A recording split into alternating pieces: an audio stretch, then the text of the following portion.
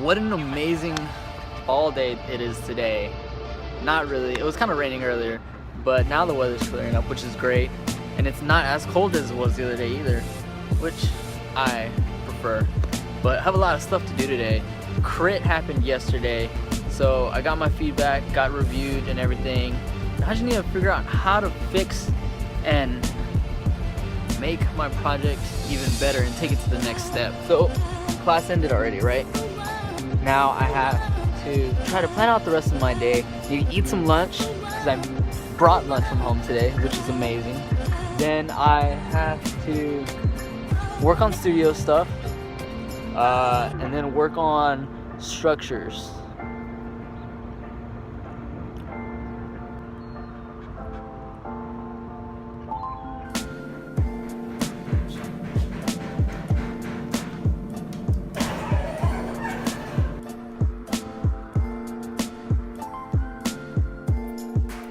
So I forgot a fork for my lunch.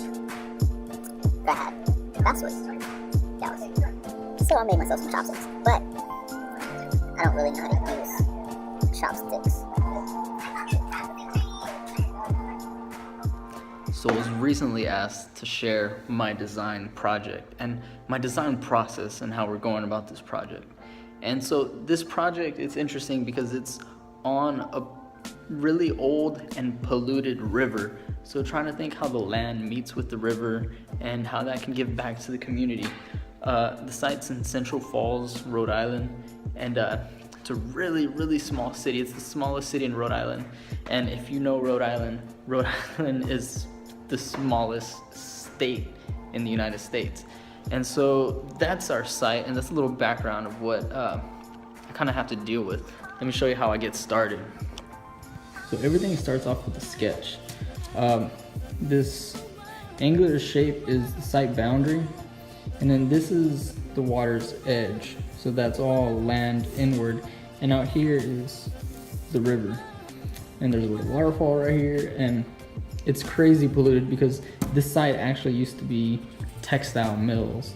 And so all the dyes and grease and everything that would go into running these water mills to produce textiles kind of stayed on the site and just ruined it all. And then the red solid lines are bus routes. So they only go up and down and not east and west.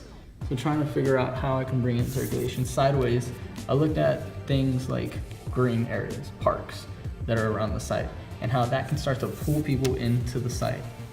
Now, one of the problems I had was I kept describing it as like this pulling motion through the site. How do I visualize that pulling motion, and how can I incorporate that onto the site for my project? With the charcoal drawing over it, and so like I said, that motion that kind of like flowed through the city, applying it down to the site. Thinking how I can use these two buildings as almost thresholds to create a pathway for people to come in, experience the site, the water's edge, and then come back out. Now, if you're still with me, which would be great, I took that shape and that drawing, that charcoal drawing, overlaid it, started thinking about program. So what program do we have on the site? It has to be some part residential, maybe commercial. How can I give back to the community? So thinking about living machines, a way to kind of clean all the pollution that's happening on the site. So I hope you enjoyed that. That all was what I presented yesterday at Crit.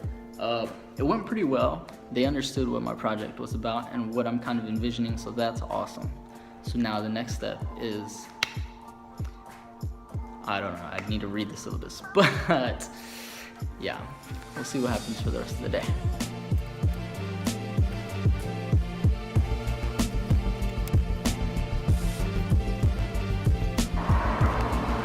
I'm kind of be getting a little hangry. I think I'm gonna get a coffee, maybe a little pastry with it while I work. I have some client stuff I gotta get done.